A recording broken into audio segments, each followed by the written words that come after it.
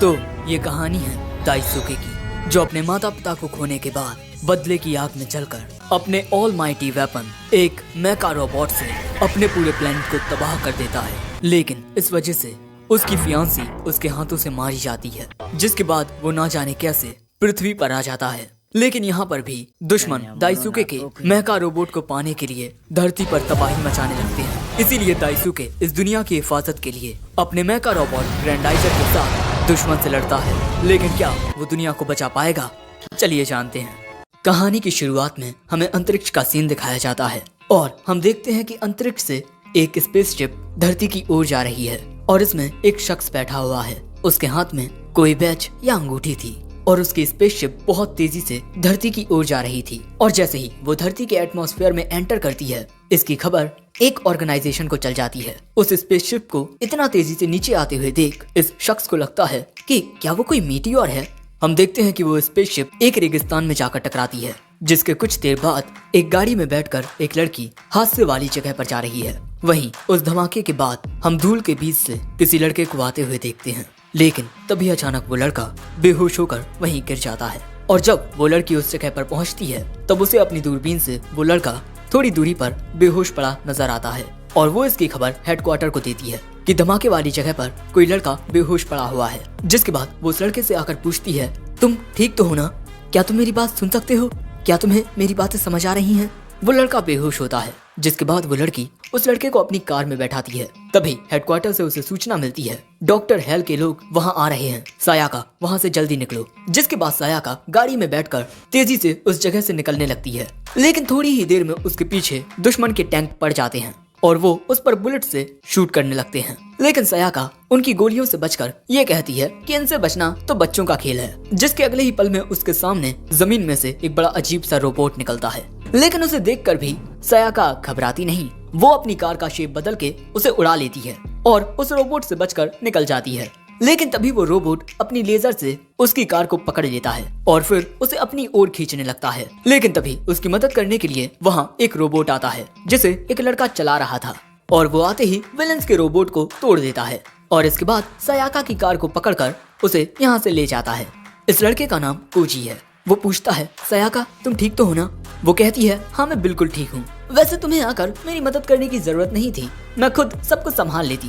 Cozi कहता है, मैं तो बस हेलो हाई कहने के लिए आया था।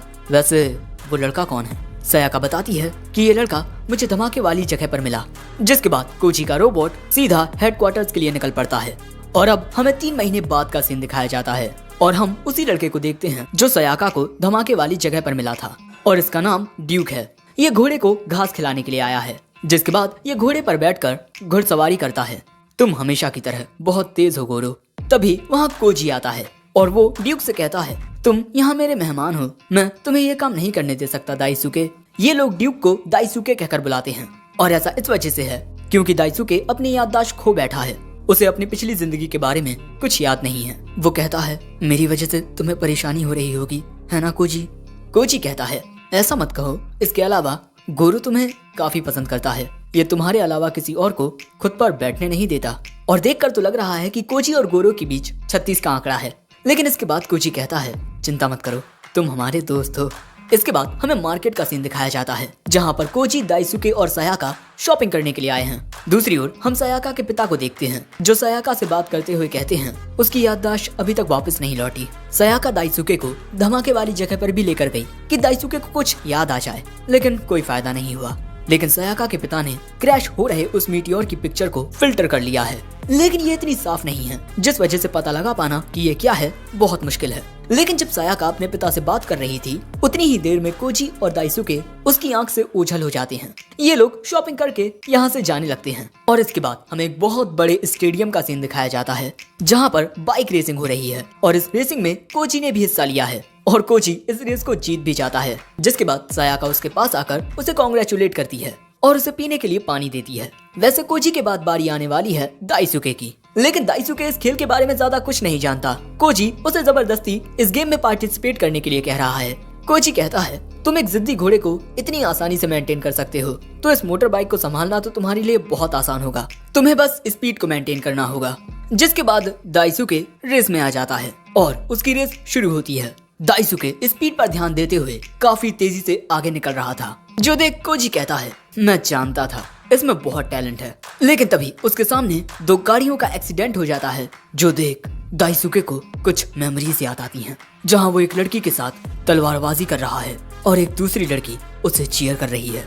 लेकिन अगले ही पल में जो नजारा उसके सामने था उसमें सब तबाह हो चुका था और अब दाइसुके ना जाने कैसे उस मलबे के बीच से अपनी गाड़ी को निकाल लेता है और रेस भी जीत जाता है। लेकिन उसके दिमाग में यही सवाल चल रहा था कि जो कुछ मैंने देखा वो सब था क्या। मैच के बाद कोजी कहता है, तुम तो मेरी उम्मीद से भी बेहतर निकले। तभी सायाका कहती है, शायद तुम पहले एक मोटर बाइक रेसर थे। लेकिन तभी दाइसुके उन यादों को याद करते हुए कहता है, क्या वो मेरी यादें थी? वो ये सोच ही रहा था कि तभी कोजी उससे कहता है, पुरानी चीजों के बारे में सोचना बंद करो। अगर तुम्हारी याददाश्त वापस आ भी गई तब भी तुम हमारे ही साथ रहोगे। मैं इस बारे में काफी वक्त से सोच रहा हूँ, क्या तुम मेरे साथ काम करोगे? दाइसुके पूछता है, क्या तुम लोग काम करते हो? मुझे तो लगा कि तुम लोग इतने अमीर हो कि तुम्हें काम करने की जरूरत ही नहीं पड़ती। उसकी ये बात सुन ये दोनों हंसने लगते हैं। लेकिन तभी अचानक एक सायरन बजने लगता है, जिसके बाद हम कोजी को उसके सूट में एक फ्लाइंग कार में देखते हैं। वो वहाँ से ये कहकर चला जाता है कि सायाका दाइसुके का ख्याल रखना। जिसके बाद सायाका कहती है, तुम ज्यादा देर तक यहाँ नहीं रुक सकते, चलो यहाँ से। लेकिन दाइसुके कोजी के ही पीछे जाने लगता है। हम देखते हैं कि वो मोटर बाइक की मदद से कोजी का पीछा कर रहा होता है। कोजी उड़ते हुए एक रिजॉर्ट के पास आता है, जहाँ पर एक बड़ा सा पूल होता है और तभी वो पूल बीच में से खुल जाता है, जिसके अंदर से कोजी का बड़ा रोबोट निकलता है और तभी दाइसुके भी उस जगह पर पहुँच जाता है। जिसके बाद हम देखते हैं कि कोजी का उड़न खटोला उस रोबोट के सिर में जाकर बैठ जाता है। जिसके बाद एक बिल्डिंग में से एक फ्लाइंग ऑब्जेक्ट आकर इस रोबोट के पीछे जुड़ जाता है। जिसके बाद ये रोबोट यहाँ से कहीं उड़ जाता है और ये देख दाइसुके कहता है, आखिर ये है क्या? लेकिन उसे देख दाइसुके को कुछ याद आता है, एक ऐसी जगह जहाँ पर सब कुछ तबाह हो चुका है। वो किसी चीज को रोकने की कोशिश कर रहा है, लेकिन यहाँ पर एक रोबोट अपने हमलों से सब कुछ तबाह कर देता है। ये सब याद करते हुए दाइसुके रोने लगता है और फिर वहीं बेहोश होकर गिर पड़ता है। जिसके बाद हमें उसका पास्ट दिखाया जाता है, जहाँ एक अलग दुनिया में एक लड़की उससे पूछती है, क्या हुआ ड्यूक, तुम परेशान लग रहे हो? ये बताता है, मैंने एक सपना देखा जो बहुत ज्यादा डरावना था। मैंने देखा कि मैं एक अलग ही दुनिया में हूँ, जिसमें मैं तुम्हारे बारे में और इस दुनिया की हर एक चीज के बारे में भूल चुका हूँ। वो लड़की कहती है, आखिर तुम अपनी फियांसी के बारे में कैसे भूल सकते हो? शर्म करो। वो कहता है, पता नहीं क्यों मुझे बहुत अजीब लग रहा है। अचानक उस लड़की का बैकग्राउंड बदलता है और वो कहती है, शायद से तुम्हें अजीब इसलिए लग रहा है क्योंकि तुमने मेरी जान ली है। और यही सब दाइसुके सपने में देख रहा था। उसकी आंख खुलती है। उसके बेहोश होने के बाद सायाका उसे अपने साथ ले आई थी। जागते ही वो सायाका से पूछता है कि आखिर वो जाइंट रोबोट था क्या? सायाका बताती है, वो मैजिंगर जेड था, कोजी का दोस्त। कोजी के दादा एक महान साइंटिस्ट थे और वो कई सारी फील्ड्स में अद्भुत बदलाव लेकर आए और उनके इन्हीं आविष्कारों की वजह से काबूतो फाउंडेशन क्रिएट हुई और उसी फाउंडेशन के एक बहुत बड़े प्रॉफिट से जस्टिस की रखवाली के लिए ये रोबोट बनाया गया, मैजिंगर जेड। लेकिन ये बात किसी को नहीं पता कि इस रोबोट को कोजी चलाता है। कोजी तुम्हें इस बारे में बताना चाहता था, लेकिन हम नहीं चाहते थे कि तुम ये सब जानकर परेशान हो। माफ करना, हमने तुमसे ये बात छुपाई। वो कहता है, कोई बात नहीं, तुम और कोजी बहुत अच्छे हो। तुम दोनों के लिए मैं बस एक अजनबी था, लेकिन फिर भी तुम दोनों ने मेरा ख्याल रखा, इसके लिए शुक्रिया। सायाका कहती है, कोई बात नहीं, लेकिन क्या तुमने कोजी के ऑफर के बारे में सोचा? लेकिन जब वो मुड़कर देखती है तब दाइसुके वहाँ नहीं होता। हम देखते हैं कि दाइसुके सायाका की गाड़ी लेकर निकल चुका था। कोजी, सायाका, मैं तुम दोनों से बहुत प्यार करता हूँ, इसीलिए मैं तुम्हारी दुनिया में ज्यादा देर तक नहीं रुक सकता। लेकिन तभी कोजी वहाँ आकर दाइसुके को रोक लेता है और इसके बाद उससे पूछता है, तुम कहाँ जा रहे थे और मुझे ऐसा क्यों लग रहा है कि तुम मुझसे कुछ छुपा रहे हो? प्लीज मुझे बताओ दाइसुके, क्या बात है? जिसके बाद वो बताता है, कोजी, मैं इस दुनिया से नहीं हूँ, मैं फ्लीड नाम के एक दूसरे प्लेनेट से आया हूँ और उस दुनिया में मैंने एक बहुत बड़ा गुनाह किया है। मेरे पास तुम्हारे मैजिंगर की तरह एक रोबोट है, लेकिन मेरा वो रोबोट तबाही का दूसरा नाम है और उसे पाने के लिए वेगा ट्रूप्स कोई ना कोई चाल जरूर चलेगी और अगर वो ग्रैंडाइजर उनके हाथ लग गया तब चारों ओर तबाही मच जाएगी। इसीलिए मैं उसे सूरज के पास ले जाकर उसे वहीं पिघला दूंगा। कोजी पूछता है, लेकिन अगर तुम सूरज के ज्यादा करीब गए तब तुम? दाइसुके कहता है, मुझ जैसे किसी शख्स को जिंदा रहने का कोई हक नहीं। लेकिन कोजी कहता है, तुम मेरे दोस्त हो और मैं अपने दोस्त को मरते हुए नहीं देख सकता। लेकिन तभी हेडक्वार्टर्स में एक अनाउंसमेंट होती है कि अंतरिक्ष में कुछ अजीब देखने को मिला है। हम देखते हैं कि आसमान में काफी सारी फाइटिंग स्पेसशिप्स हैं जो धरती पर चारों ओर फैल रही हैं और उन्हें देख दाइसुके कहता है वो आ चुके हैं वेगा ट्रूप्स। जिसके बाद हम देखते हैं कि दुश्मन की सेना धरती पर तबाही मचाने लगती है, जो देख सयाका घबराकर कोजी को कॉल करती है। सो कोजी उनसे लड़ने के लिए जाने लगता है। दाइसुके उसे बताता है कि इस दुनिया के हथियार उन पर कोई काम नहीं करेंगे, लेकिन कोजी कहता है चाहे कुछ हो लेकिन मैं इस दुनिया को बर्बाद होते हुए नहीं देख सकता। और तुम चिंता मत करो, मेरे दद्दू का बनाया मैजिंगर तुम्हारी सोच से ज्यादा ताकतवर है। जिसके बाद कोजी वहाँ से चला जाता है। दूसरी ओर दुश्मन शहर में चारों ओर तबाही मचा रहे हैं।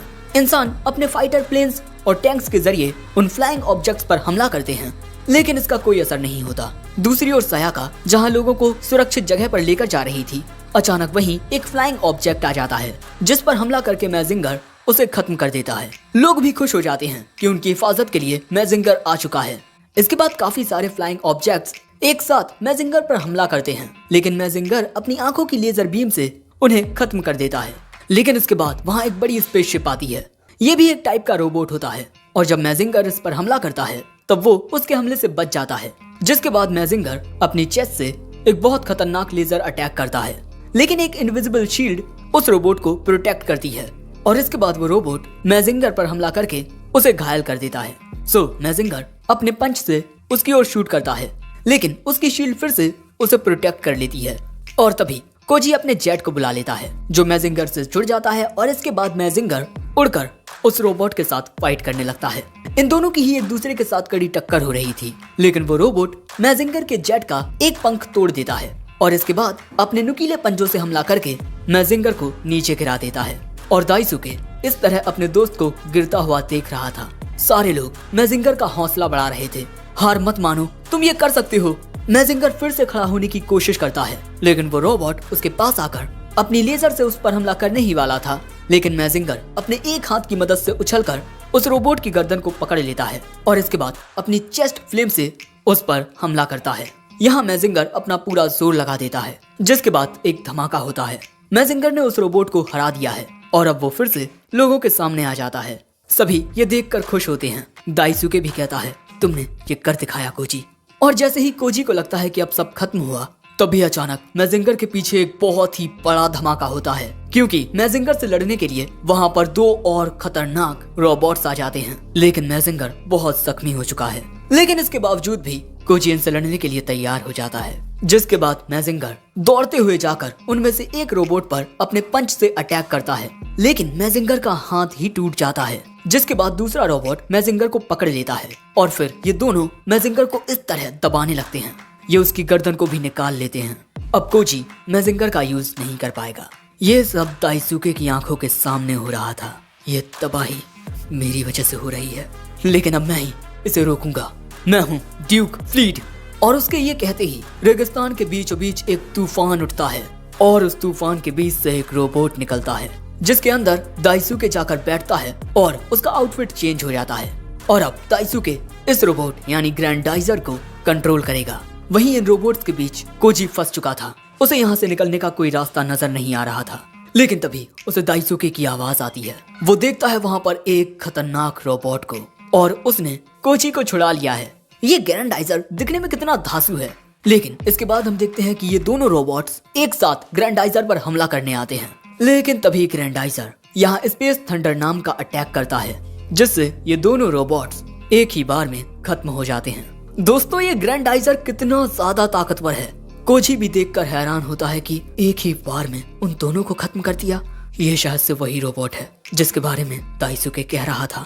जिसके बाद हम देखते हैं कि दाइसुके कोजी को बचा तो लेता है, लेकिन शहर बहुत ज्यादा तबाह हो चुका था। जिसके बाद ग्रैंडाइजर अपने स्पेस थंडर का यूज करता है और दुश्मन की मेन स्पेसशिप को तबाह कर देता है, लेकिन इससे उसके सामने वाली बिल्डिंग भी तबाह हो जाती है। कोजी यहाँ पूछने की कोशिश करता है, दाइसुके क्या हुआ तुम्हें, तुम ठीक तो हो ना? लेकिन ये तबाही देख दाइसुके की हालत खराब हो रही थी। ये सब मैंने क्या कर दिया? उसे फिर से अपना पास्ट दिखाई देता है, जहाँ उसके पिता और माँ की किसी ने हत्या कर दी है। जिसके बाद दाइसुके खुद पर से काबू खो देता है और फिर ग्रैंडाइजर उस पूरी दुनिया को तबाह कर देता है। ये याद करते हुए दाइसुके के सिर में बहुत दर्द होने लगता है, जिसका असर ग्रैंडाइजर पर भी साफ देखने को मिल रहा था। वो ऐसे ही मैजिंगर के सिर को फेंक देता है जिसमें कोजी बैठा हुआ था, और इसके बाद वो यहाँ से उड़कर चला जाता है। और कोजी वक्त रहते उस सिर से बाहर निकलकर ग्रैंडाइजर के पीछे जाने लगता है।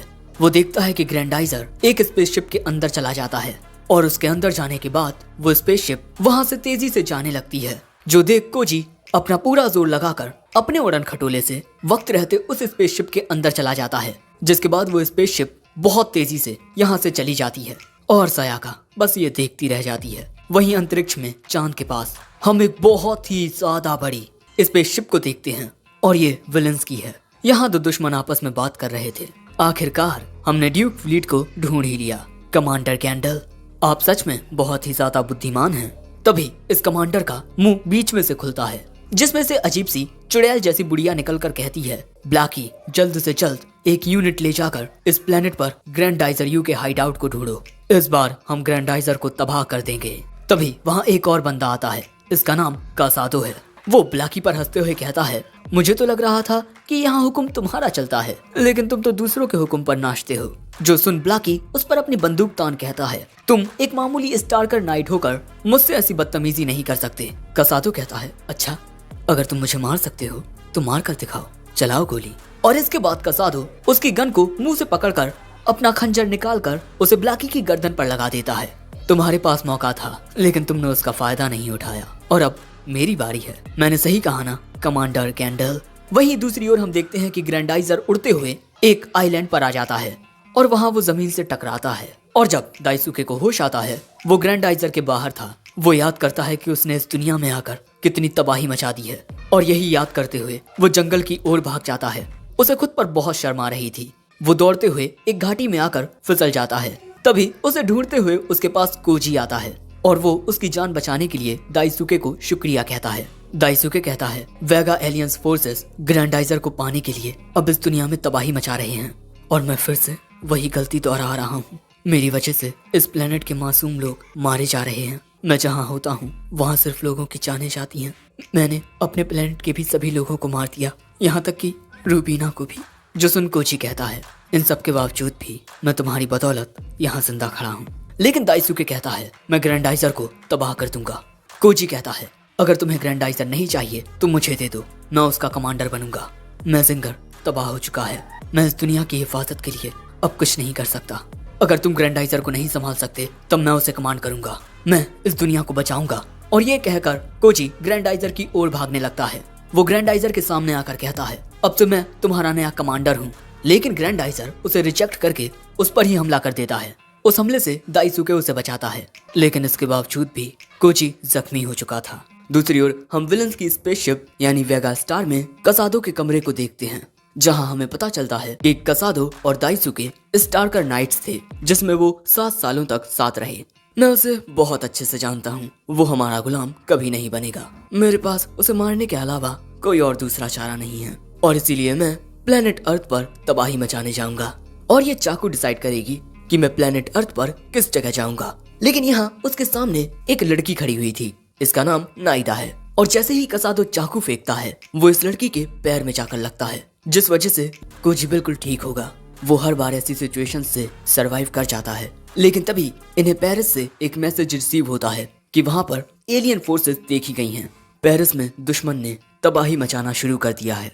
जो एलियन फोर्सेस हैं वो वहाँ पर हर एक चीज को तबाह कर रही हैं, और ये सब कर रहा है कसादो, और उसे ऐसा करने में बहुत मजा आ रहा था। दूसरी ओर जंगल में हम देखते हैं कि दाइसुके कोजी का इलाज कर रहा होता है। कोजी का काफी सारा खून बह जाने की वजह से वो कोजी की बॉडी में अपने खून को डाल रहा था। लेकिन दाइसुके सोच रहा था कि आखिर मेरा ब्लड टाइप इसके ब्लड टाइप से मैच कैसे कर गया, क्या ये कोई इत्तेफाक है। लेकिन तभी कोजी को होश आता है, ओह तो तुमने मुझे फिर से बचाया। लेकिन दाइसुके कहता है, मुझे माफ कर दो।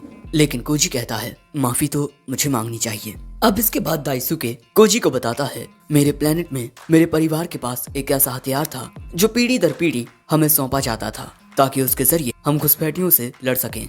यहाँ दाइसुके ग्रैंडाइजर की बात कर रहा है। ग्रैंडाइजर की ही वजह से हमारा प्लेनेट वेगा फोर्सेस का सामना कर सका। जो सुन कोजी पूछता है, तुम्हारे कहने का मतलब ग्रैंडाइजर एक ऐसी वॉर मशीन है जिसका इस्तेमाल शांति बनाए रखने के लिए किया जाता है? लेकिन दाइसुके बताता है, मुझे आज भी वो दिन याद है। एक दिन ना जाने कैसे वेगा फोर्सेस हमारे फ्लीट रॉयल पैलेस तक घुस आए, और जब मैं रॉयल पैलेस में पहुंचा बहुत देर हो चुकी थी। सभी सैनिक मारे जा चुके थे और वेगा फोर्सेस ग्रैंडाइजर को पाने की कोशिश में लगे हुए थे।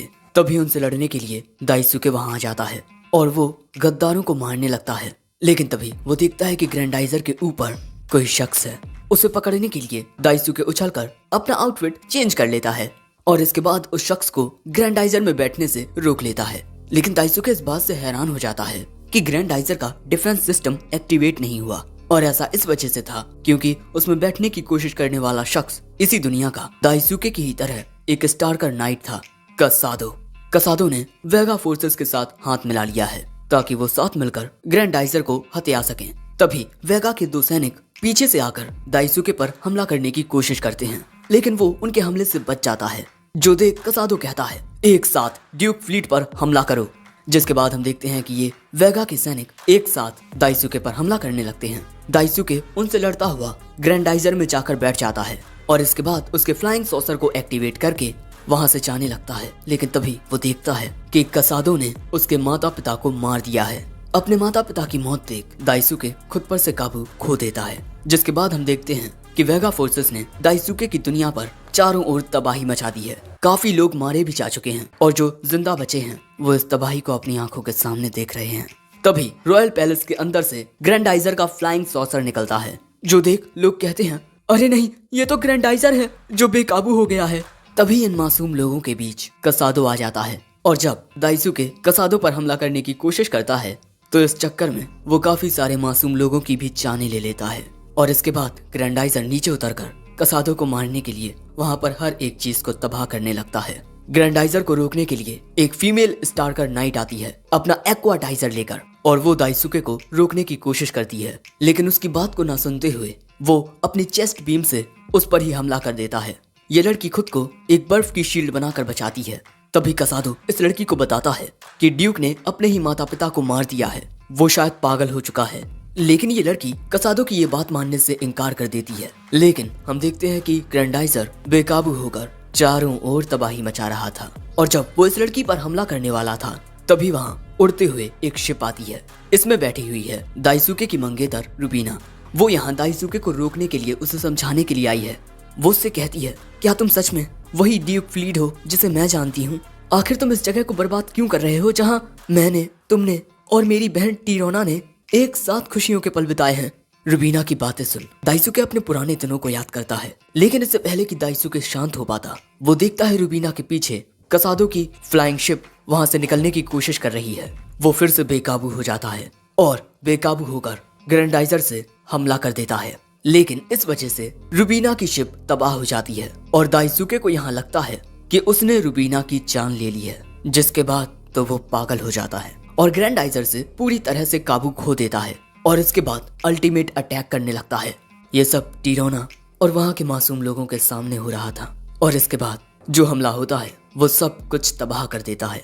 और इसी तरह दाइसुके अपने गुनाहों की कहानी कोजी को सुना रहा था। कोजी कहता है, तुम नहीं, असली गुनहगार वेगा ट्रूप्स हैं। दाइसुके कहता है, शायद तुम सही हो, लेकिन जो मैंने किया मैं उसके लिए कभी खुद को माफ नहीं कर सकता।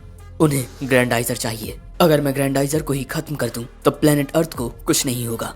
कोजी कहता है, अगर तुमने ग्रैंडाइजर को तबाह कर दिया फिर तुम्हारा क्या होगा? लेकिन तभी इन्हें कोई मैसेज आता है, जिसके बाद ये दोनों अपने आउटफिट पहन लेते हैं और दाइसुके कहता है, कोजी इसके ज्यादा करीब मत जाना, इसको सिर्फ स्टारकर नाइट्स ही कमांड कर सकते हैं क्योंकि इन नाइट्स के अंदर GN फैक्टर होता है। साथ ही इन्होंने बहुत कड़ी ट्रेनिंग भी की होती है।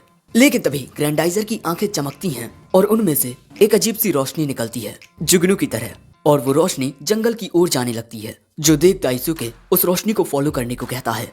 ये दोनों उस रोशनी के साथ एक अजीब सी गुफा में पहुंचते हैं। गुफा में बहुत अंधेरा होता है। अंदर जाने के लिए कोजी उसके हाथ की एक अंगूठी को किसी टॉर्च की तरह जला लेता है। वो दाइसुके को ये भी बताता है कि इस अंगूठी का इस्तेमाल कई तरीके से किया जा सकता है, एक बॉम्ब की तरह भी, और इसके धमाके से ना ही कोई रोबोटिक मशीन बच पाएगी ना ही कोई फ्लाइंग सॉसर। लेकिन हम देखते हैं कि दूर से कोई शख्स इन पर नजर रख रहा था। जिसके बाद ये दोनों उस गुफा के दूसरी ओर आते हैं जहाँ बहुत ही अजीब से स्टैचू बने हुए थे और मेन स्टैचू बिल्कुल ग्रैंडाइजर की तरह लग रहा था। यहाँ पर कई सारी चीजें भी लिखी हुई थी, लेकिन इन दोनों को ही ये भाषा समझ नहीं आती। लेकिन तभी वहाँ एक लड़की आकर कहती है ये लीजेंड्स की भाषा है, और यही लड़की इन दोनों पर नजर रख रही थी। और तभी ये लड़की दाइसुके के पास आकर उससे एक सवाल पूछती है, क्या तुम अच्छे इंसान हो या बुरे? इससे पहले कि दाइसुके जवाब देता, कोजी कहता है ये एक बहुत ही अच्छा इंसान है, यह हमारी दुनिया को बचाने के लिए विलन से फाइट कर रहा है। लेकिन इसके बाद ये लड़की बताती है कि जब भाग्य इस आइलैंड पर दो लीजेंड्स को एक साथ लेकर आएगा तब ये रास्ता खुलेगा। यानी कि ग्रैंडाइजर के इस बड़े से सिर के पीछे कोई रास्ता है, और ये रास्ता कहाँ जाता है इसके बारे में कोई नहीं जानता सिवाय इस लड़की के। और ये लड़की वो रहस्य सिर्फ अच्छे लोगों को बताएगी। कोजी कहता है मैंने कहा ना दाइसुके एक अच्छा पर्सन है। वो लड़की कहती है ये तुम कह रहे हो, लेकिन ये नहीं। दाइसुके कहता है मुझे नहीं लगता कि मैं एक अच्छा इंसान हूँ, और सच कहूँ तो मैं झूठ नहीं बोलता। इसके बाद हम देखते हैं कि इस आइलैंड पर एक छोटा सा ही गांव बसा हुआ है, और वो लड़की कोजी और दाइसुके को अपने घर लेकर आती है और बताती है कि ये आइलैंड ऑफ वुल्व्स है, जापान का ही एक हिस्सा। और वो लड़की कम्युनिकेट करने के लिए इन्हें एक मोबाइल भी देती है। जिसके बाद कोजी बात करने के लिए चला जाता है और दाइसुके पूछता है तुमने मुझसे ये क्यों पूछा कि मैं एक अच्छा शख्स हूँ या बुरा? वो कहती है जाहिर सी बात है, अगर तुम एक अच्छे शख्स हुए तब मैं तुमसे शादी करूंगी। इससे पहले की बात कुछ आगे बढ़ती, कोजी सयाका से बात करने लगता है। सयाका को इसकी बहुत चिंता हो रही थी, लेकिन कोजी से बात करने के बाद सयाका चैन की सांस लेती है और अपने पिता को भी बताती है कि कोजी बिल्कुल ठीक है। लेकिन इसके बाद कोजी को पता चलता है कि वेगा फोर्सेस ने पेरिस पर हमला कर दिया है। न्यूज चैनल्स पर भी यही बताया जा रहा है। इन हमलों से बहुत ज्यादा नुकसान हो रहा है, कई इंसानों की जानें जा चुकी हैं और लगभग आधा पेरिस तबाह हो चुका है। ये देख कोजी को इन वेगा फोर्सेस पर बहुत गुस्सा आता है, लेकिन यहाँ दाइसुके की नजर कसादो की स्पेसशिप पर जाती है। जिसके बाद वो कोजी से कहता है जो फ्लाइंग सॉसर टीवी पर दिखाया गया वो मेरे दुश्मन कसादो का है, जिसने मेरे माता पिता की हत्या की है। मुझे नहीं पता कि मैं इस बार खुद पर काबू कर पाऊंगा या नहीं, लेकिन मुझे डर है कि अगर मैं बेकाबू हो गया तो ग्रैंडाइजर की ताकत प्लेनेट अर्थ को तबाह कर देगी। लेकिन कोजी कहता है दाइसुके तुम्हारा इस प्लेनेट पर आना कोई इत्तेफाक नहीं था, ये भाग्य का खेल है। मैं मानता हूँ कि तुम्हारे प्लेनेट पर तुम्हारे साथ जो हुआ वो बहुत अनफॉर्चुनेट है, लेकिन मैं उसका दोषी तुम्हें जरा भी नहीं मानता। मैं वादा करता हूँ जिसने तुम्हें दर्द दिया है मैं उससे बदला लूंगा, इसलिए हम साथ में लड़ेंगे। जिसके बाद कोजी दाइसुके को अपनी वो अंगूठी दे देता है। मैंने तुम्हें बताया है ना कि ये रिंग बिल्कुल एक बॉम्ब की तरह है, अगर तुमने खुद पर से काबू खोया तब मैं तुम्हें इस रिंग के जरिए खत्म कर दूंगा। दाइसुके कहता है कोजी मुझसे वादा करो कि अगर मैंने खुद पर से काबू खोया तब तुम मुझे मारने में हिचकिचाओगे नहीं।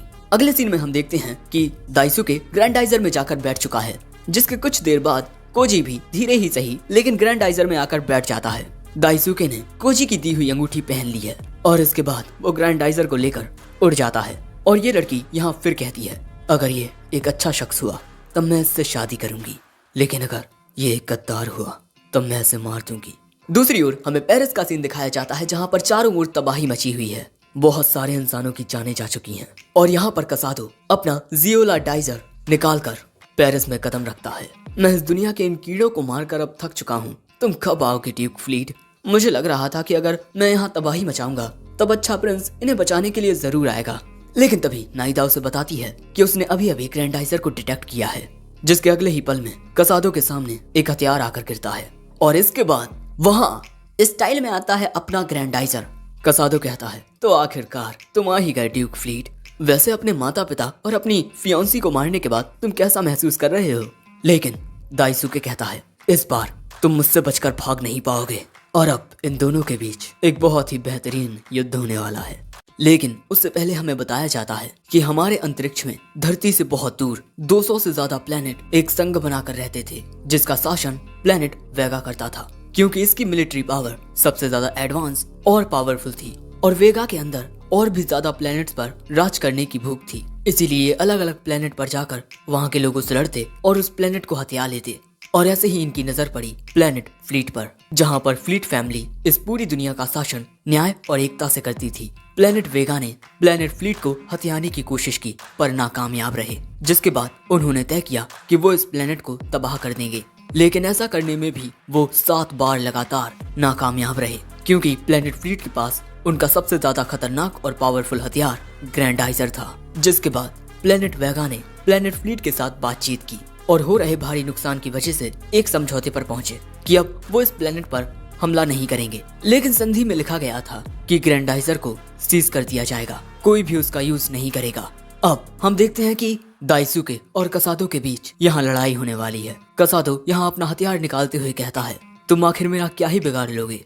तुम्हारी आंखों के सामने मैंने प्लेनेट फ्लीट को बर्बाद कर दिया। लेकिन जैसे ही ग्रैंडाइजर उसकी ओर हमला करने को बढ़ता है, कसादो पीछे हट जाता है और इसके बाद वो एक फ्लाइंग सॉसर पर चला जाता है और उसी पर से ग्रैंडाइजर के ऊपर हमले करने लगता है, जिस वजह से ग्रैंडाइजर को काफी दिक्कत होने लगती है। सो अब दाइसुके एंटी ग्रेविटी स्टॉर्म से हमला करता है, लेकिन कसादो उससे बच जाता है। जिसके बाद ग्रैंडाइजर स्पेस थंडर का यूज करने वाला होता है, लेकिन कसादो उससे कहता है, अगर तुम यहाँ इसी तरह से हमले करते रहे तो इस जगह का क्या हाल होगा, तुम समझ रहे हो ना? जिसके बाद ग्रैंडाइजर अपना हथियार उठाकर कसादो को मारने के लिए जाता है, लेकिन कसादो अपने हथियार की मदद से बिल्डिंग से चिपकता हुआ स्पाइडरमैन की तरह यहाँ से भागने लगता है और ग्रैंडाइजर के फ्लाइंग सॉसर में कोजी बैठा हुआ था। तभी उसे एक सिग्नल आता है, काफी सारे दुश्मन उसकी ओर आ रहे हैं। हेडक्वार्टर्स में भी पता चलता है दुश्मन की एक बहुत बड़ी सेना आ रही है, 3000 से भी ज्यादा स्पेसशिप्स। दूसरी ओर वेगा स्पेसशिप में हम देखते हैं कि लेडी गैंडल कह रही हैं, हमें कसादो के वहाँ होने का फायदा उठाना चाहिए। ब्लैकी कहता है, आपका ये आइडिया तो बहुत ही बढ़िया है लेडी गैंडल। दाइसुके भी ये देख हैरान होता है कि वहाँ बहुत बड़ी मात्रा में दुश्मन की स्पेसशिप्स होती हैं और वो सभी एक साथ ग्रैंडाइजर पर हमला करती हैं और इस हमले से एक बहुत बड़ा धमाका होता है। लेकिन इतना बड़ा हमला भी ग्रैंडाइजर को खरोंच तक नहीं ला पाता, जो देख ये दोनों भी हैरान हो जाते हैं। जिसके बाद ग्रैंडाइजर अपने हाथों की लेजर बीम से हमला करता हुआ वहाँ मौजूद स्पेसशिप्स को खत्म करने लगता है और जब कसादो उस पर हमला करता है तब वो एंटी ग्रेविटी स्टॉर्म का यूज करके कसादो और उसकी स्पेसशिप को दूर फेंक देता है। जिसके बाद कैंडल वेगाट्रॉन मिसाइल को लॉन्च करने को कहता है, लेकिन एंटी ग्रेविटी स्टॉर्म का यूज करके ग्रैंडाइजर उन सभी मिसाइल्स को एक जगह पर इकट्ठा कर लेता है। जिसके बाद एक बहुत ही ज्यादा बड़ा धमाका होता है। जिसके बाद कसादो वहां आकर दाइसुके से कहता है, तुम अपने लोगों, अपनी फियांसी और अपने प्लेनेट को तो खत्म कर ही चुके हो, जिस वजह से तुम्हारी दुनिया के लोग अब तुम्हें भगोड़ा राजकुमार कहकर बुलाने लगे हैं। दाइसुके कहता है, तुमने मेरे माता पिता की हत्या करके उसका दोष मेरे मत्थे मर दिया। वो कहता है, हाँ मैंने उन्हें मारा है, तुम क्या कर लोगे?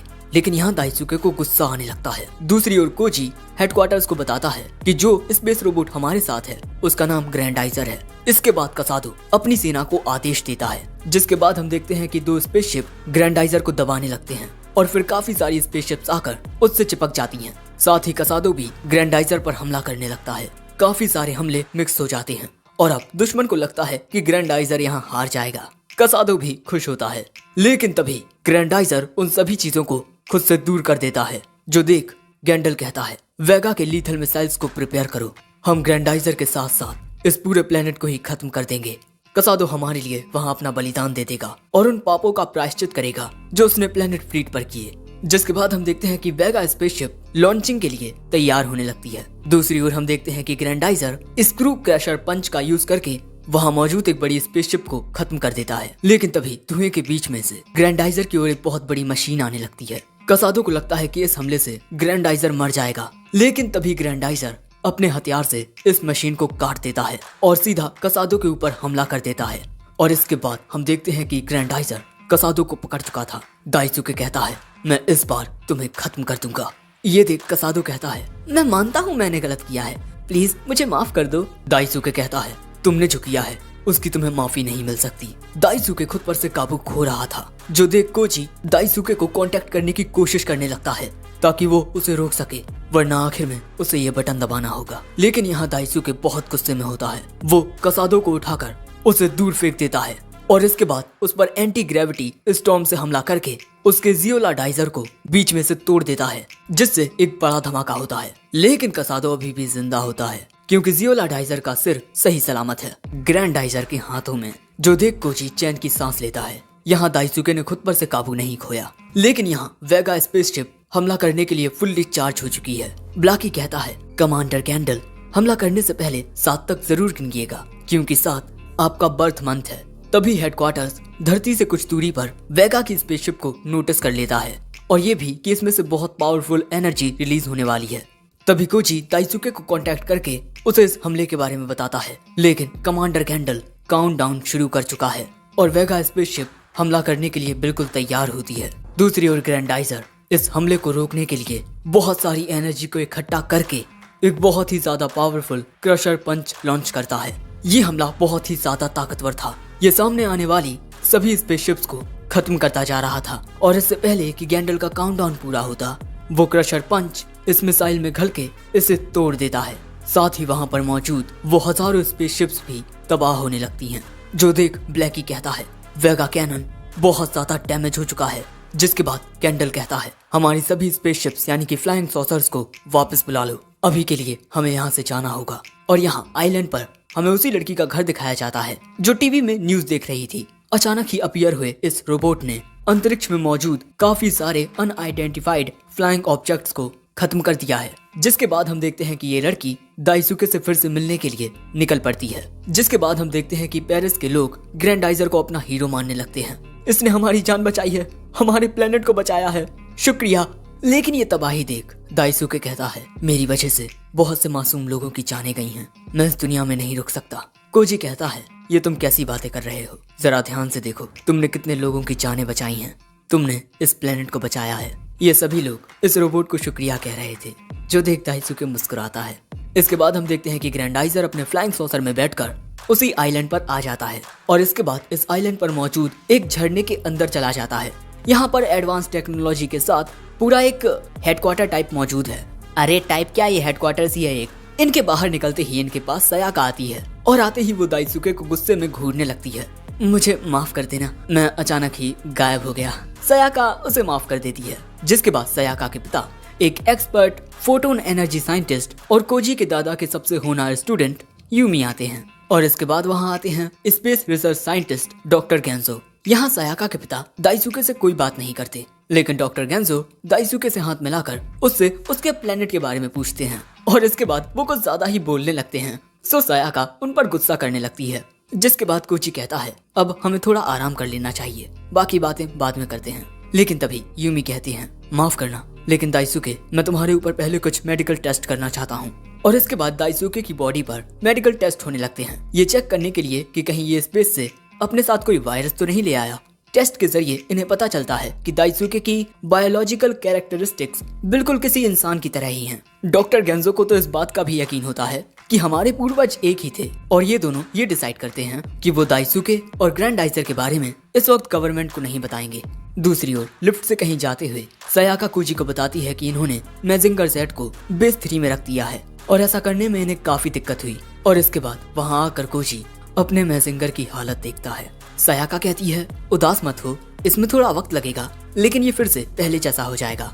लेकिन कोजी कहता है, मैजिंगर, इतने ज्यादा ताकतवर दुश्मनों का सामना करते करते तुम बहुत थक चुके होगे, है ना? लेकिन तुम्हारे अलावा उन दुश्मनों को कोई नहीं हरा सकता।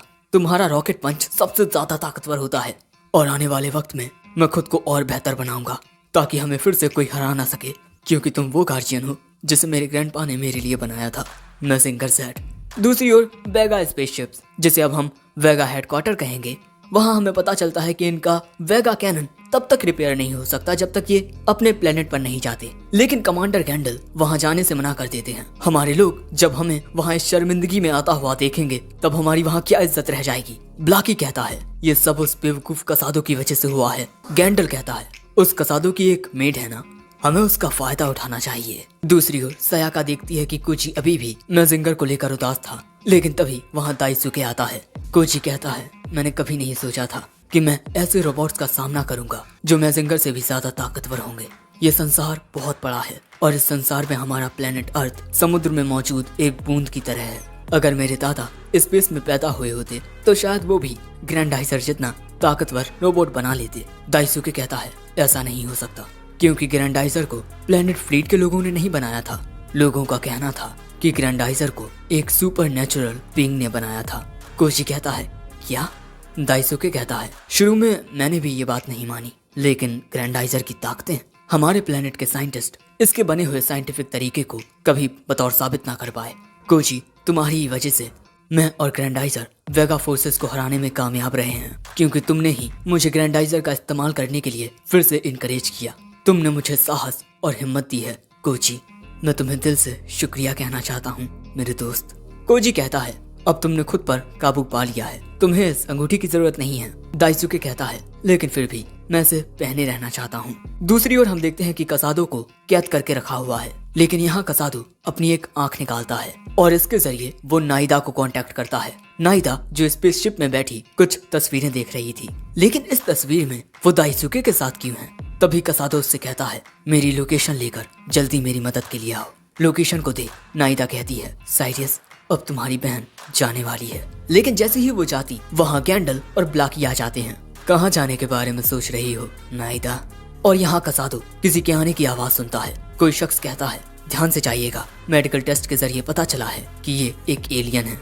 ये होते हैं दाइसुके और कोजी। कसादो, यहाँ हम तुमसे कुछ सवाल पूछने आए हैं। कोजी कहता है, और तुम्हें हमारे सवालों के जवाब देने होंगे। वो कहता है, हाँ बिल्कुल, क्योंकि अगर मैंने सवालों के जवाब नहीं दिए तब तुम लोग मुझे मार दोगे। दाइसुके पूछता है, तुम ग्रैंडाइजर को क्यों चुराना चाहते हो? वो कहता है, ये ग्रेट वेगा के ऑर्डर्स हैं जिनको मैं फॉलो कर रहा हूँ। दोस्तों, ग्रेट वेगा एलियंस फोर्सेस का फाउंडर है, लेकिन उसे हजारों सालों से देखा नहीं गया है। लेकिन वो हजारों सालों से जिंदा कैसे है? क्योंकि दाइसुके के जात के लोग भी लगभग इंसानों के जितना ही जिंदा रहते हैं। लोगों को लगने लगा था कि ग्रेट वेगा बस एक कहानी है। कसादो भी यही सोचता था, लेकिन फिर उसने उसे देखा। मुझे ग्रैंडाइजर चाहिए, वो सैकड़ों प्लेनेट से ज्यादा कीमती है। लेकिन इस बारे में कसादो नहीं जानता कि आखिर उसे ग्रैंडाइजर क्यों चाहिए। लेकिन कसादो कहता है, कमांडर गैंडल और वो ब्लाकी, इन्हें भी ग्रेट वेगा के अस्तित्व पर शक है। लेकिन उसने खुद मुझसे बात की, मैं हूँ वो चुना हुआ शख्स, न कि तुम ड्यूक फ्लीट। जिसके बाद हम इन दोनों को एक झील के पास देखते हैं। दाइसुके को अभी भी यकीन नहीं हो रहा था कि ये सब ग्रेट वेगा का किया धरा है, लेकिन आखिर वो हजारों सालों से जिंदा कैसे है और आखिर उसे ग्रैंडाइजर क्यों चाहिए? लेकिन तभी अचानक दाइसुके आसमान की ओर उंगली करता है। आसमान से कुछ नीचे गिर रहा था। ये दोनों मोटर बाइक से उस चीज की ओर जाने लगते हैं। वो चीज नीचे गिरते हुए एक चट्टान से टकराती है। जब ये दोनों वहाँ पहुँचते हैं, तब वहाँ उतरते ही दाइसुके अपना आउटफिट चेंज कर लेता है। वो वहाँ जाकर वहाँ से एक लड़की को अपने साथ लाता है और ये लड़की नाइदा होती है। दाइसुके उसे लेटाता है और ध्यान से देखने पर वो हैरान हो जाता है कि अरे ये तो नाइदा है, मेरे बचपन की दोस्त। तुम ठीक तो हो ना नाइदा? तभी नाइदा को होश आता है। उसे देखते ही वो उसे गले लगा लेती है। आप ठीक हैं ड्यूक फ्लीट? आपको सही सलामत देख मैं बहुत खुश हूँ। मैं इस पल का बहुत लंबे वक्त से इंतजार कर रही थी। जिसके अगले सीन में हम देखते हैं कि दाइसुके गिटार बजा रहा होता है। वहीं थोड़ी दूरी पर नाइदा झील के पानी में खड़ी गाना गा रही थी। नाइदा की आवाज बहुत ही सुरीली होती है।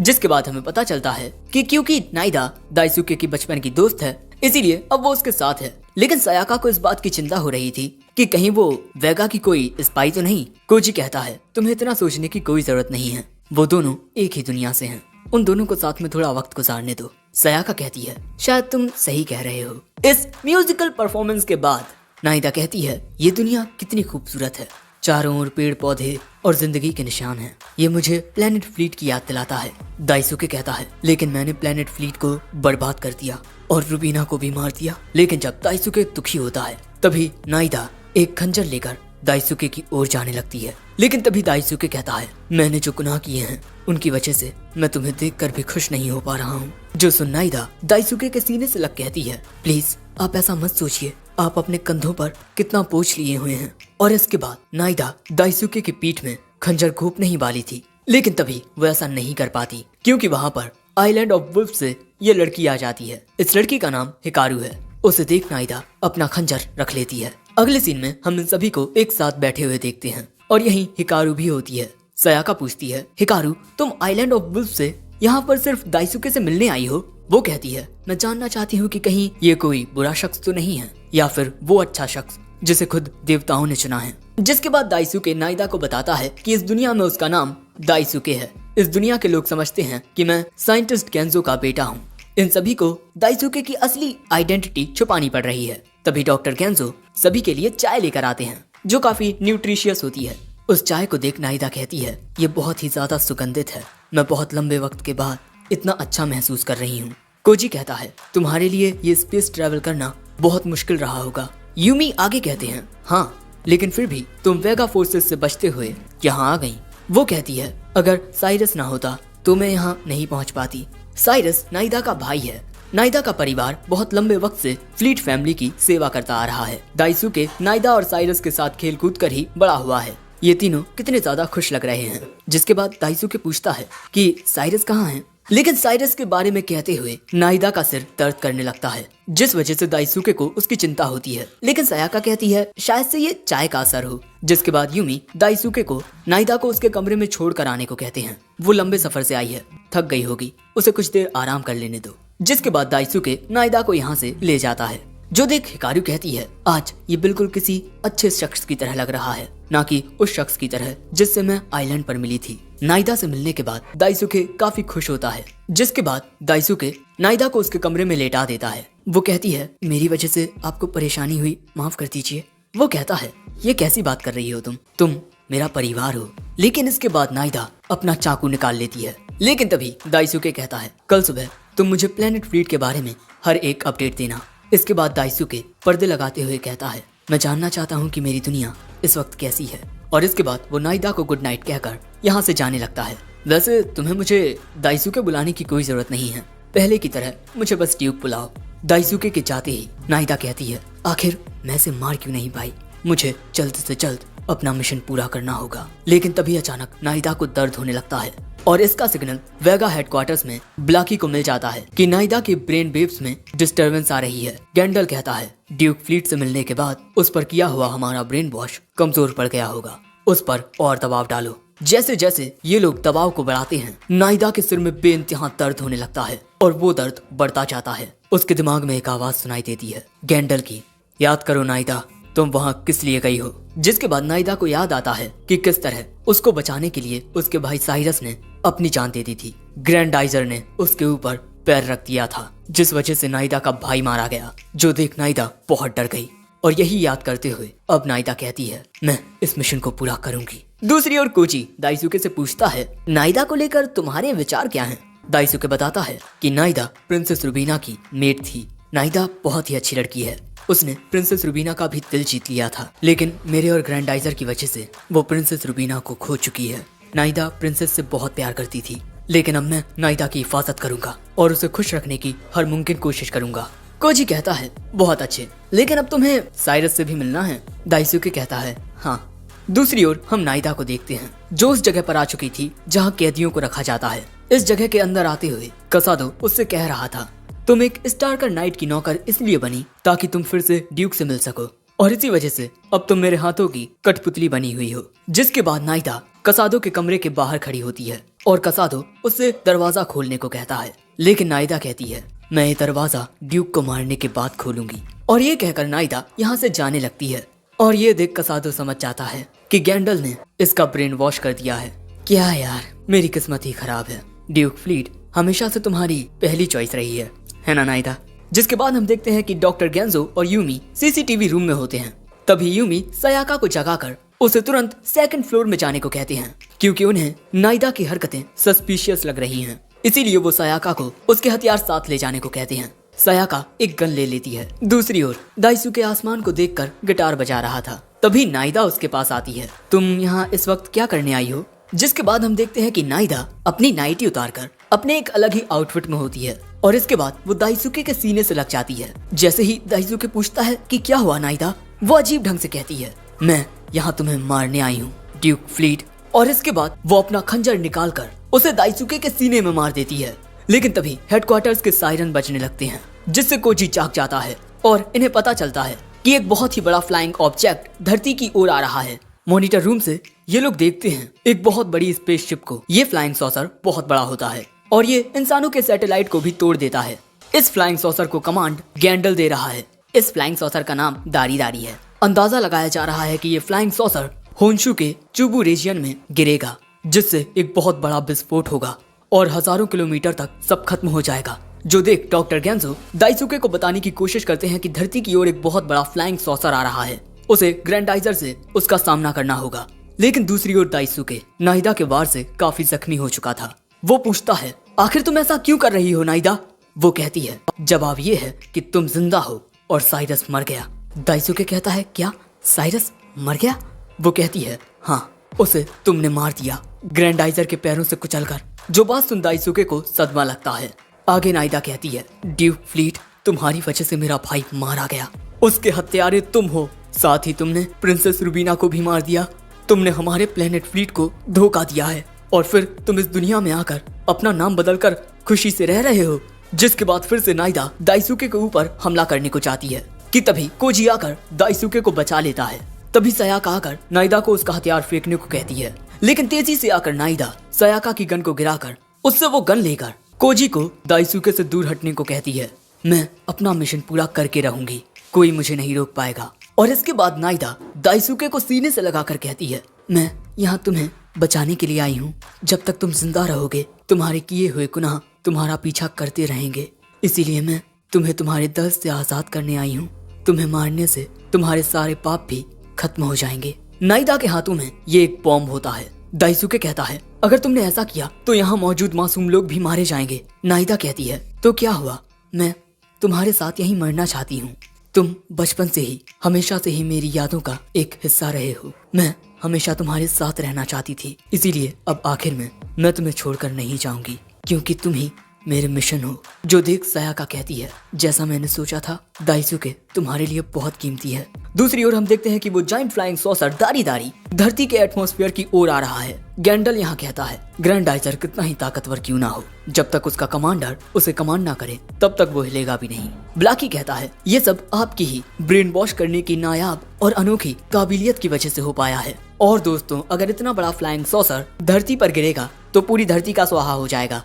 गैंडल कहता है, वो बेवकूफ लड़की ड्यूक फ्लीट के साथ साथ खुद भी मरने वाली है। ब्लैकी तो इस बात से खुश होता है कि ड्यूक फ्लीट के साथ वो कमीना कसादो भी मर जाएगा।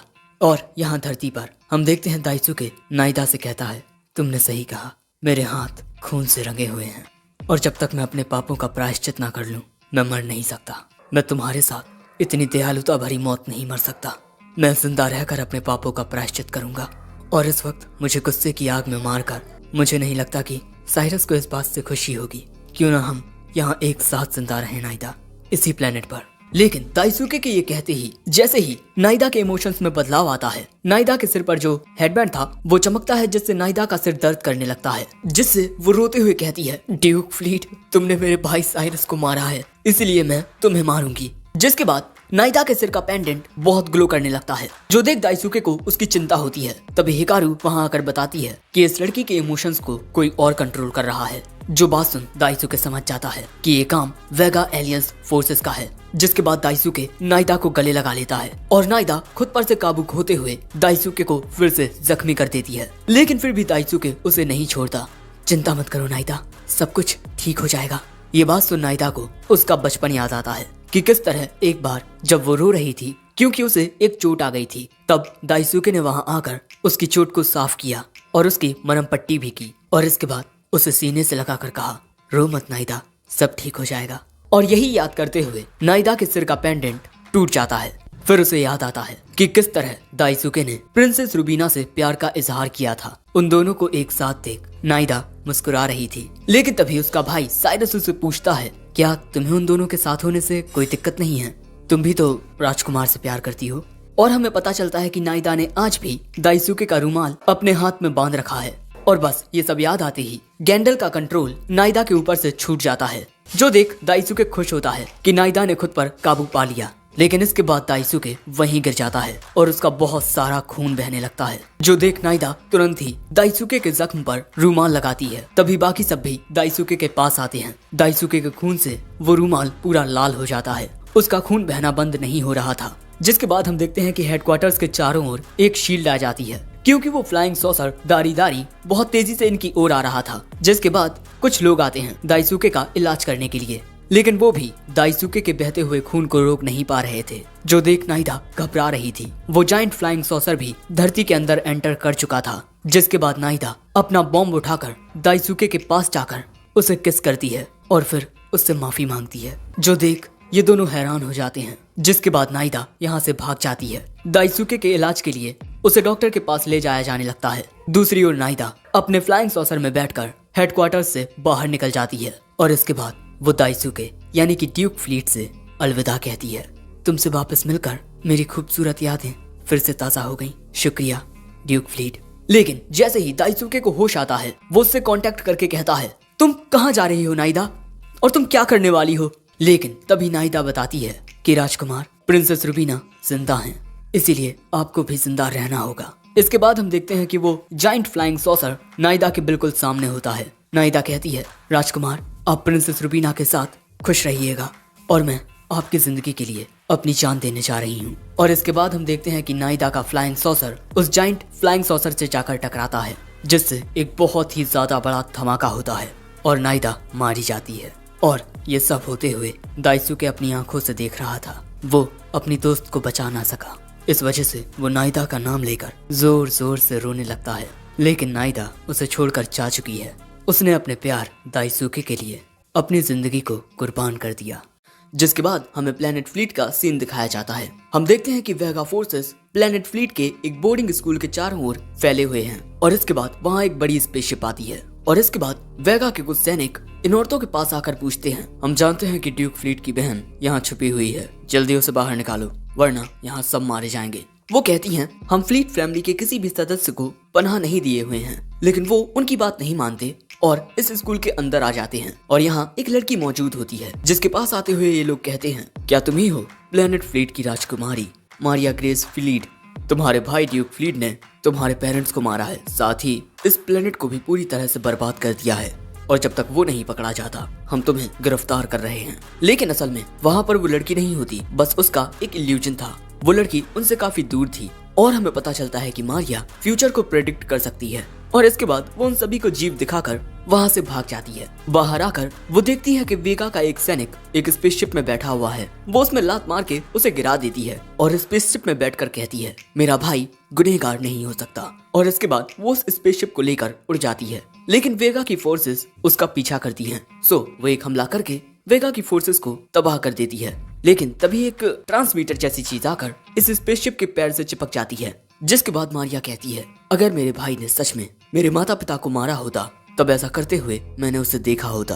और ये कहकर मारिया अंतरिक्ष में निकल आती है। जिसके बाद प्लेनेट अर्थ पर हम दाइसुके को देखते हैं, जो झील किनारे अकेला बैठकर नाइदा को याद करते हुए गिटार बजा रहा था। तभी कोजी उसके पास आकर कहता है, क्या तुम घूमने चलना चाहोगे? दाइसुके कहता है, मेरा मूड नहीं है। ये बात सुन कोजी वापस इन सभी के पास आ जाता है और कहता है, उसने मेरी तो बात नहीं मानी, तुम जाकर कोशिश क्यों नहीं करती है कारू? सयाका कहती है, उसे कैंडी खिलाते हैं, कैंडी खाकर उसका माइंड फ्रेश हो जाएगा। लेकिन ये आइडिया बहुत ही बचकाना होता है, इसीलिए डॉक्टर केंजो कहते हैं उसे कुछ वक्त के लिए अकेला छोड़ दो।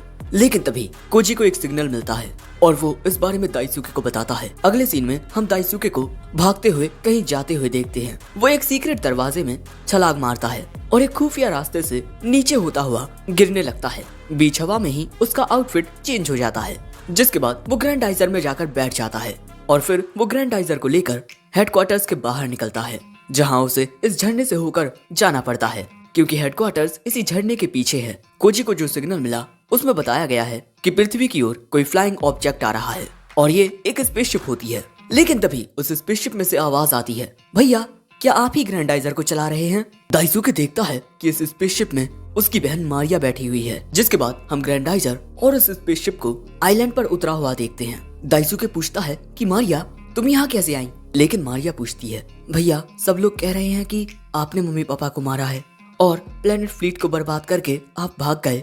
उसकी ये बात सुन इससे पहले कि दाइसुके कुछ कहता, कोजी कहता है, ये सच नहीं है, तुम उसकी छोटी बहन होकर दुश्मन की बातों पर यकीन कैसे कर सकती हो? जिसके बाद दाइसुके मारिया को बताता है कि ये कोजी है मेरा दोस्त। मारिया कहती है, आप डोमा को कब से दोस्त बनाने लगे? और अगर हमारी लैंग्वेज में डोमा का अर्थ निकाला जाए तब वो जंगली होता है। मारिया कहती है, मैंने सही तो कहा, ये ना समझ गुस्सैल लड़कियों के साथ सही से बात ना करने वाला लड़का जंगली ही तो हुआ। और इसी तरह वो कोजी की बहुत सारी बुराई करती है, जिससे सयाका तो हंसती है, लेकिन कोजी गुस्से में आकर कहता है, मुंह चलाना बंद करो बेवकूफ लड़की। लेकिन हिकारू कहती है, ओह तो ये उसकी छोटी बहन है। जिसके बाद हम हेडक्वार्टर्स के अंदर ही उस स्पेसशिप को भी देखते हैं जिससे मारिया आई है और इसके बाद मारिया इन सभी के सामने होती है। लेकिन यहाँ कोजी के सामने वो कहती है, मैंने प्लेनेट अर्थ के बारे में कभी नहीं सुना, वो तो एलियंस का हिस्सा भी नहीं है। दाइसुके कहता है, माफ करना, ये बस एक छोटी बच्ची है। मारिया की उम्र 14 साल है और दाइसुके मारिया को समझाता है कि उसे किसी से भी ऐसे बात नहीं करनी चाहिए। लेकिन फिर भी मारिया कहती है, इस दुनिया के लोगों के अंदर कोई काबिलियत नहीं है। कोजी कहता है, हमारे पास बहुत काबिलियत है। अब इन दोनों की इस बहस की वजह से अगले सीन में हम देखते हैं कि इन दोनों के बीच एक मुकाबला होने वाला है घुड़सवारी का, जिसके बाद दाइसुके काउंटिंग करता है और उसके इशारा करते ही इन दोनों की रेस शुरू होती है। पहले कोजी आगे होता है। क्या हुआ बच्ची, तुम आगे नहीं आ पा रही? जो सुन मारिया अगले ही पल में कोजी के बगल में आ जाती है। लेकिन तभी अचानक इनके सामने बकरियों का झुंड गुजरने लगता है, जिस वजह से कोजी को रुकना पड़ता है। लेकिन मारिया नहीं रुकती, वो एक काफी ऊंची छलांग मारकर दूसरी ओर आ जाती है और इसी तरह मारिया पहले राउंड को जीत जाती है। लेकिन हम नोटिस करते हैं कि हिकारू छुपकर उस पर नजर रख रही है। जिसके बाद अगला गेम आता है, जिसमें इन्हें ये वाला गेम खेलना पड़ता है। कोजी कहता है, क्या तुम ऐसा कर सकती हो? लेकिन मारिया इसको उल्टा पकड़ती है, यानी वो इसे बॉल से पकड़ती है। लेकिन इसके बावजूद भी वो इसे बहुत आसानी से घुमाते हुए बॉल के अंदर हत्थे को डाल देती है। ये लड़की तो बहुत ही ज्यादा स्मार्ट है। दूसरा राउंड भी ये जीत गई, बेचारा कोजी। जिसके बाद ये दोनों रॉक पेपर सिजर्स खेलकर ये डिसाइड करते हैं कि इस गेम में पहले इन्हें कौन मारेगा। और इसमें भी हर बार मारिया ही जीत रही थी। वो लगातार 10 बार जीती और कोजी एक बार भी नहीं। जिसके बाद ये लोग चेस की ही तरह एक गेम खेलते हैं और इस गेम में भी कोजी हार जाता है, जिससे वो बहुत खुश होती है। लेकिन तभी वो हिकारू से पूछती है कि क्या बात है, मैंने नोटिस किया कि तुम काफी वक्त से मुझे घूरे जा रही हो, क्या तुम भी मुझसे मुकाबला करना चाहती हो? जो बात सुन सयाका आकर कहती है, ठीक है, हम तुमसे कोजी का बदला लेंगे। बेचारा कोजी, लड़कियों को आना पड़ रहा है उसकी मदद के लिए। जिसके बाद शायद राउंड आता है खाना बनाने का। हम देखते हैं कि हिकारू बहुत ही बारीकी से मछली को काटने लगती है। लेकिन यहाँ पर मारिया भी बहुत माहिर तरीके से खाने को बना रही थी और ये देख दाइसुके भी खुश होता है कि उसकी बहन कितनी होशियार है। लेकिन वहीं सयाका ना जाने क्या करती है। जिसके बाद हम देखते हैं कि इन तीनों लड़कियों के द्वारा बनाया गया खाना टेबल पर रखा है। हमें पता चलता है कि सयाका ने तोकोयाकी बनाए हैं, एक जापानीज ट्रेडिशनल डिश। और जब मारिया इसे खाकर देखती है तब उसे इसका स्वाद बहुत अच्छा लगता है। जिसके बाद सयाका उन पर क्रीम डालती है और जब मारिया इसे खाती है तब इस क्रीम वाले का स्वाद तो और भी ज्यादा अच्छा होता है। सयाका ने इस पर जो डाला है वो मेयोनीज है। मारिया कहती है, इस दुनिया का खाना तो बहुत अच्छा है। अब ऐसे ही सबका खाना हो जाता है और हिकारू यहाँ अपनी मछली खाते हुए कहती है, मारिया का खाना ज्यादा बेहतर था। जिसके बाद हम देखते हैं कि डॉक्टर गेंजो और यूमी वेगा की उस स्पेसशिप को देखकर कहते हैं, ये हमारे दुनिया के हथियारों से बहुत ही ज्यादा एडवांस है, जिसका हम कंपैरिजन तक नहीं कर सकते। और इन दोनों के पास ये बहुत ही अच्छा मौका है इस टेक्नोलॉजी को स्टडी करने का। लेकिन तभी हम देखते हैं कि स्पेसशिप के बगल से अजीब सी स्लाइम जैसी चीज निकलकर वहाँ एक इंसान का रूप ले लेती है और इसके बाद ये चीज उस चैम्बर में आकर जहाँ कैदियों को रखा जाता है फिर से स्लाइम बन जाती है और इसी तरह एक चैम्बर के अंदर घुस जाती है। ये रूम था कसादो का। उसे देख कसादो कहता है, क्या फिर से कोई टेस्ट करने आए हो? लेकिन इसके बाद वो शख्स अपने असली रूप में आ जाता है। कसादो कहता है, तुम तो वेगा के कमांडर्स में से एक हो, मुझे छुड़ाने के लिए आए हो। वो कहता है, मैं दरवाजा खुला छोड़ दूंगा, तुम कुछ घंटों बाद यहाँ से बाहर निकलना। जिसके बाद हम उसी वेगा के कमांडर को इंसानी रूप लिए हुए छुपकर दाइसुके और मारिया को देखते हुए देखते हैं। जिसके बाद ये वेगा कमांडर स्लाइम का रूप लेकर इनकी कार के नीचे छुप जाता है। तभी वहाँ सयाका और कोजी आते हैं और इसके बाद हम देखते हैं कि ये चारों कहीं जाने के लिए तैयार होते हैं। जिसके बाद हमें एक सिटी का सीन दिखाया जाता है और यहाँ आकर मारिया कहती है कि यहाँ पर इतनी बढ़िया जगह है, ये चारों यहाँ पर शॉपिंग करने के लिए आए हैं। मारिया यहाँ कहती है, आखिरकार मैं उस कैद से आजाद हो गई। दाइसुके कहता है, बोर्डिंग स्कूल में पढ़ना कोई कैद थोड़ी है, वो भी बस 6 महीनों के लिए। सयाका कहती है, पहले कुछ खाने के लिए चलते हैं, शॉपिंग बाद में करेंगे। लेकिन कोजी का मारिया के साथ शॉपिंग जाने का कोई इरादा नहीं है।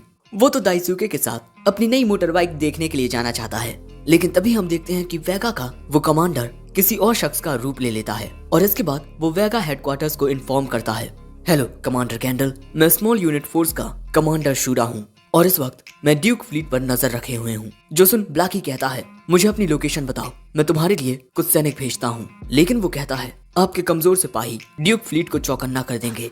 जो सुन ब्लैकी को गुस्सा आता है, लेकिन कमांडर गैंडल कहता है, तुमने हमें कांटेक्ट किया है, जिसका मतलब तुम्हें हमारी जरूरत है। वो कहता है, मैं चाहता हूँ कि आप मेरी लोकेशन पर एक मॉन्स्टर सॉसर को भेजें और जब ड्यूक फ्लीट का ध्यान उस पर जाएगा मैं मौका देखकर उसे खत्म कर दूंगा। गैंडल कहता है, ठीक है, मैं अभी सॉसर 00 को भेजता हूँ। दूसरी ओर हम देखते हैं कि ये चारों बड़े ही आराम से घूम रहे हैं। यहाँ दाइसुके कहता है, मारिया, इस दुनिया की हर एक चीज कितनी खूबसूरत है ना? वो कहती है, हाँ। मारिया इस बात से खुश होती है कि उसके भाई के बारे में दुश्मन ने जो अफवाहें फैलाई थी वो सच नहीं है, क्योंकि उसका भाई तो इतना अच्छा है। लेकिन तभी अचानक इन्हें किसी धमाके की आवाज आती है। यहाँ पर कमांडर गैंडल का सॉसर 00 आकर तबाही मचाने लगता है, जो देख दाइसुके कहता है कहीं उन्हें पता तो नहीं चल गया कि मैं यहाँ पर हूँ। सायाका कहती है ऐसा नहीं हो सकता, हमने हर एक चीज को बहुत ही सीक्रेट रखा था। लेकिन तभी वहाँ कमांडर शूरा एक पुलिस ऑफिसर का भेस लिए हुए एक गन से दाइसुके पर हमला करने ही वाला था कि तभी वो फ्लाइंग सॉसर 00 उसी की ओर हमला कर देता है, जिस वजह से बिल्डिंग का एक बहुत बड़ा टुकड़ा उसके ऊपर आकर गिरता है और शायद वो वहीं मारा गया। दूसरी ओर मारिया बिना कुछ सोचे समझे दुश्मन का सामना करने के लिए जाने लगती है, लेकिन तभी अचानक रोड पर एक तेज बाइकर उससे टकराने ही वाला था। लेकिन ये देखते ही कोजी तेजी से आकर मारिया को बचा लेता है, जिसके बाद वो बाइकर कहता है ए लड़की देखकर चला करना।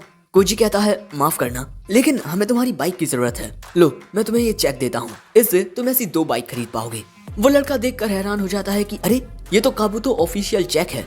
जिसके बाद कोजी दाइसुके से कहता है इस बाइक से जल्द ही रिसर्च सेंटर पहुंचकर ग्रैंडाइजर को लाओ। दूसरी ओर ये शूरा अभी भी जिंदा था। इसके बाद हम देखते हैं कि दाइसुके उस बाइक को लेकर यहाँ से निकल जाता है और यहाँ पर ये फ्लाइंग सॉसर 00 बहुत तबाही मचा रहा था। और इसके बाद ये 00 अपने हाथ पैर भी निकाल लेता है और एक पुल को तोड़ते हुए एक नदी में जाता है। यहाँ तेजी से जाते हुए दाइसुके कहता है मैं तुम लोगों की मदद के लिए जल्द से जल्द आऊंगा।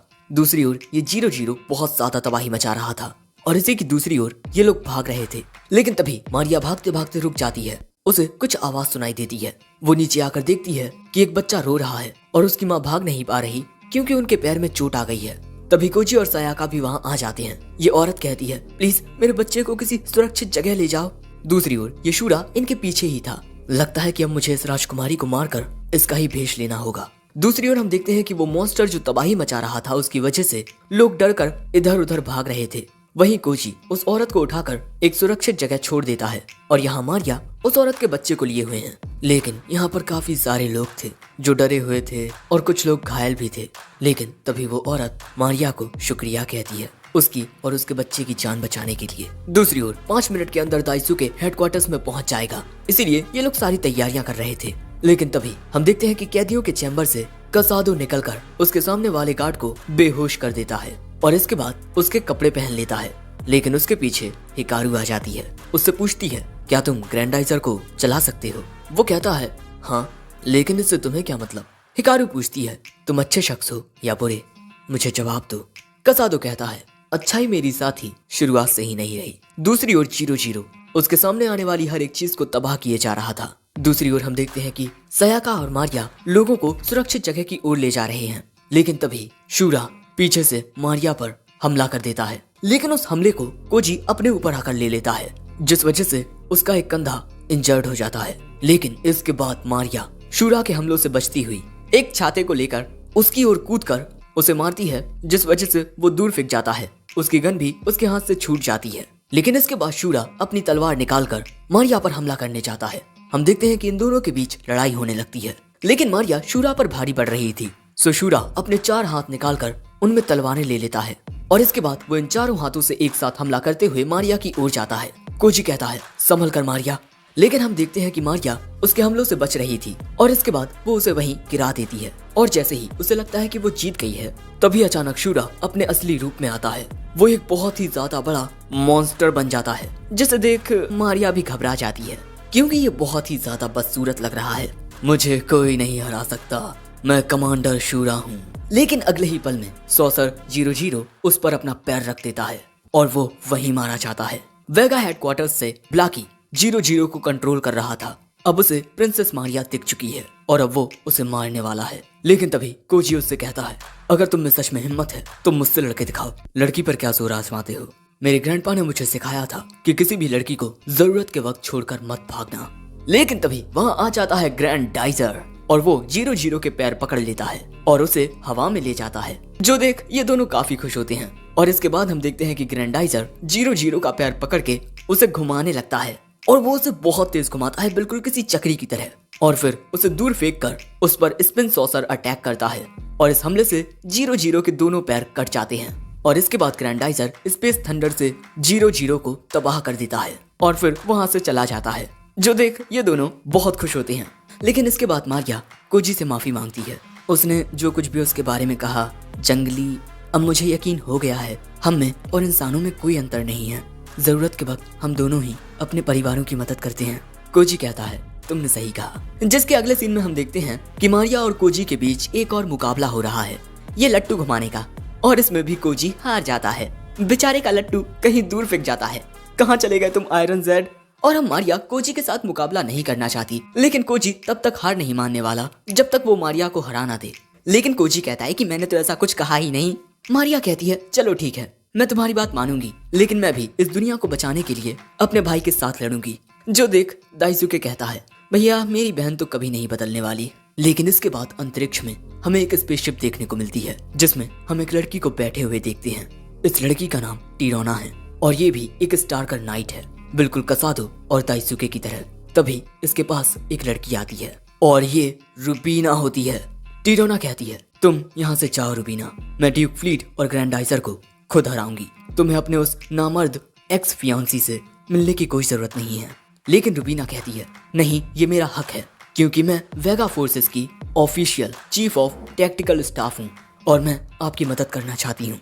ड्यूक फ्लीट का अंत मेरे हाथों होगा, सिर्फ मैं उसे मारूंगी। दोस्तों ये सब क्या हो रहा है? रुबीना अभी भी जिंदा है और ये आखिर दाइसुके को क्यों मारना चाहती है? इस कहानी में कितनी सारी मिस्ट्रीज हैं और आखिर ये प्लेनेट फ्लीट से होने के बावजूद भी अपनी बहन के साथ मिलकर वेगा फोर्सेस का साथ क्यों दे रही है? और क्या ये सच में दाइसुके से मिलने पर उसे मार देगी?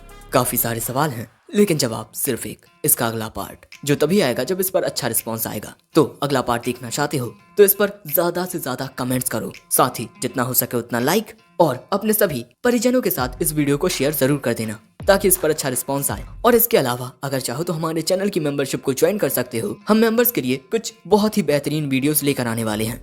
और हाँ, चैनल को अगर अब तक सब्सक्राइब ना किया हो तो कर दो, क्योंकि काफी सारी मजेदार रिकैप वीडियोस आने वाली हैं, वो भी 1 आवर वाली। तो सब्सक्राइब करके नोटिफिकेशन बार को ऑल पर सेट कर दो। और हाँ, इन द एंड सायोनारा।